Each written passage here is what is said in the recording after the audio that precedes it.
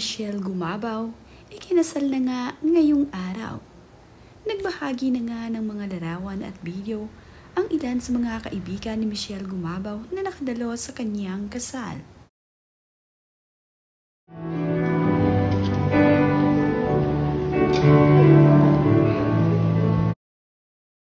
Ngayong araw nga, February 25, araw ng Martes, naganap ang kasal ni Michelle Gumabaw dito kay Aldo Fanlilio.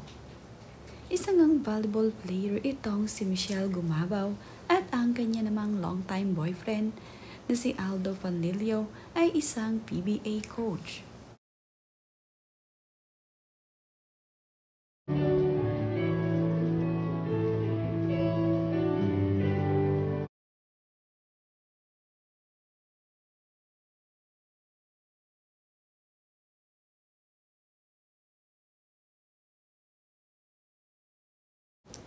Dito naman nga sa Makati naganap ang kasal ni Michelle Gumabaw at Aldo Fanlilio. Sa video naman ay makikita itong si Danny Barreto na nandirito sa kasal ng kanilang kaibigan. Kaanak kasi ng kanyang asawa ang napangasawa ni Michelle Gumabaw. Kaya naman, present itong si Danny Barreto sa kasalang Michelle at Aldo. Naging napakaganda naman nga nitong si Michelle Gumabaw sa araw ng kanyang kasal. Talaga namang bagay na bagay sa kanya ang kanyang ayos na natural talaga ang beauty nito. Hindi nga gaanong makapal ang kanyang makeup at sakto nga lamang.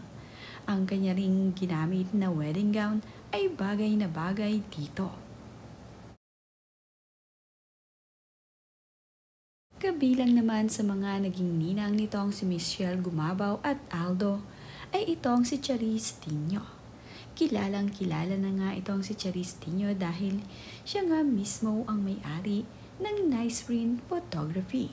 Kaya naman itong si Charis Tinio ay madalas makuha ng mga sikat na celebrities. Ito namang si Nadine Samonte ay nandito rin. Kaanak din kasi ng kanyang asawa ang ikinasal na si Michelle Gumabaw.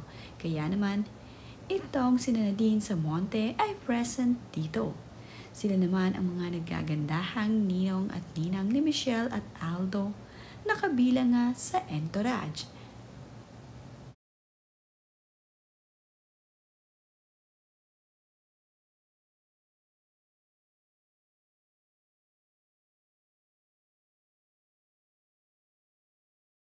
Mga kaibigan naman ni Michelle Gumabaw dito sa kanyang team ng volleyball ay present. Talagang hindi rin nila pinlagpas ang pagkakataon na hindi sila makadalo sa kasal ng kanilang kaibigan sa espesyal na araw nito. Ang buong team nga ay masayang masaya sa naging ganap dito sa kasalan ni Michelle Gumabaw at Aldo Fanlilio.